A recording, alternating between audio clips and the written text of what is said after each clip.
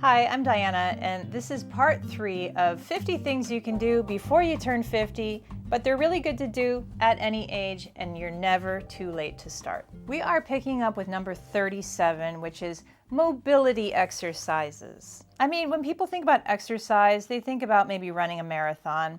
I'm not doing that stuff anymore, but what I am doing that's really enhancing how I feel on a daily basis is concentrating on mobility exercises, which is your range of motion in your hips, in your shoulders, in your back. Once you really start focusing on the range of motion in your joints, you're going to feel so much better. This time that we live in does not serve what our bodies were made to do. We were made to pick fruit from trees. We were made to reach under the river, to grab stones, whatever.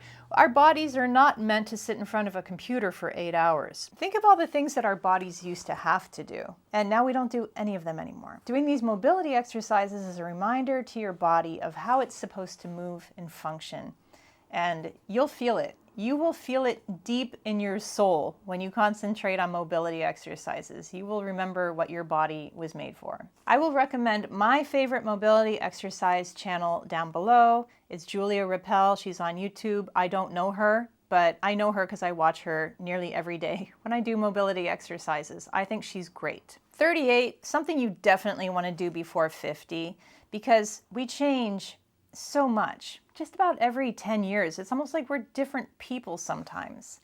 Before you turn 50, audit your closet. Are you really that person anymore? There's items in there that you used to look great in. You used to love that item, but you can't really see yourself wearing it these days. Either store it and save it, or donate it to a friend who will love it.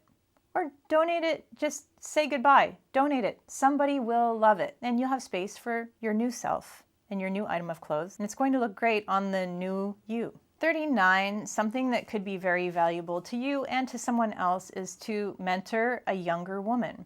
You've learned a lot. You should share it. You should help a younger woman do things right the first time and not have to reinvent the wheel. And it's always good to have a younger friend. They keep you current, even if you don't really like it. It's worth doing. 40. I plan on doing more solo camping. I believe that you learn so much about yourself when you go camping by yourself. I have a video on it here. Hardly anybody watches it. It was one of the first videos I ever made. But if you want to watch it, it's one of my favorites. It hits all the points. And that's that you learn a lot about yourself and what you're able to do when you go solo camping.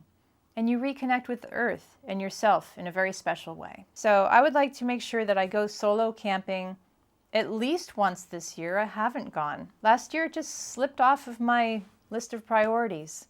This year it's not slipping. I'm going. 41 is be mentored by an older woman. You don't know everything.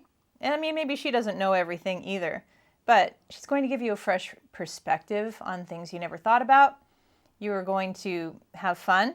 You will find that you have things in common, and then you'll find that there are things that are totally unrelatable but interesting. 42 is to allow yourself to dream big. Just don't edit yourself. Don't say, that's not possible. Just let yourself daydream the most fun daydream that you can, and allow yourself to do this for a few minutes every day. And it's going to shift how you think about yourself and about what's possible. It's the act of daydreaming that allows your mind to expand your idea about yourself. It's not frivolous, it's not silly, it's necessary. 43 is that I'd like to do more deep breathing. Every time I do take a deep breath, when I remember to, I just think, why don't I do this more often? So why don't we do that right now? Take a deep breath all the way in until you can't breathe any more air in. Hold it there for 3 seconds. And then let it out, all the way out. Completely empty your lungs of air, and then just go about your day. And do you feel that shift? Your body needs that rush of air every once in a while. And not only that, it helps expand and exercise your rib cage in the way that it's meant to function. I need to remember to do more deep breathing. I might actually put an alarm on my phone to remind myself. This is really for any age, but it's important for women who are turning 50 or over 50 is try some new makeup looks. Just do it. Just try. There's no risk in trying a new makeup look. You don't even have to go outside. Just try something different. There are a million makeup tutorials on YouTube. Just try something different and stop leaning on your makeup crutches that you have for so many years. Just experiment and you might find that either you don't need some of those crutches that you were leaning on, or that your face has changed or your coloring has changed and this new technique that you learned is really working better. It's a fun experiment that might end up really changing how you look in the second half of your life. 45, we do not exercise our feet enough. We do not spend enough time walking barefoot and doing things barefoot. Getting your feet in grass or on sand. It's important for our mental health. It's important for our feet, for our entire body. Just think about your entire body's being carried around by your feet all day. Exercising our feet can definitely help our general health stay intact as we age. And 46 is that I'd like to start parking further away. Here in the US, we can have some giant parking lots. Like those Walmart parking lots are out of control. Maybe you can think about they're that big because they put that there for you. They put that there for you so you could have a sneaky way of adding more exercise into your day. Park the furthest you can away and be grateful that you can walk all the way across that parking lot. Instead of thinking, now I have to take this walk, I want you to think, I am so happy that I can walk this parking lot. Because there might come a day that you can't.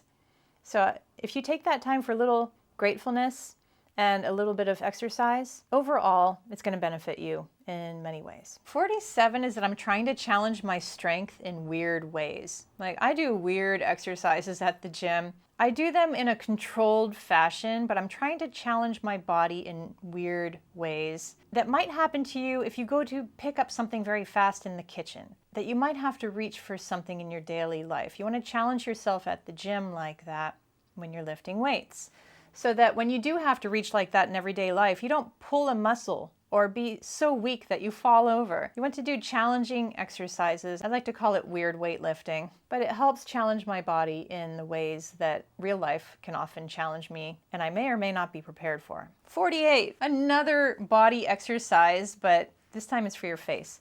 I want to try face yoga because I noticed that as I get older and I work more away from people, I'm not smiling as much, I'm not laughing as much because I'm not interacting with people. If you think about like how much teenagers interact and smile and laugh and scream and how much they use their faces, we just don't do that as much in midlife. And doing face yoga helps us restore those muscles and it helps lift our faces in ways that we like.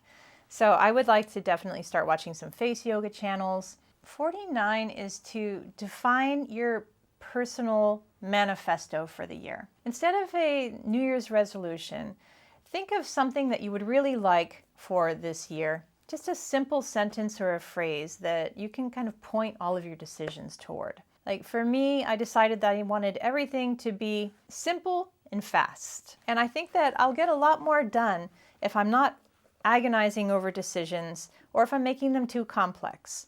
And those don't have to be your manifesto words, you pick your own. Once you have your manifesto and you keep repeating it to yourself, you can help streamline the kind of year that you wanted for your last year and didn't have.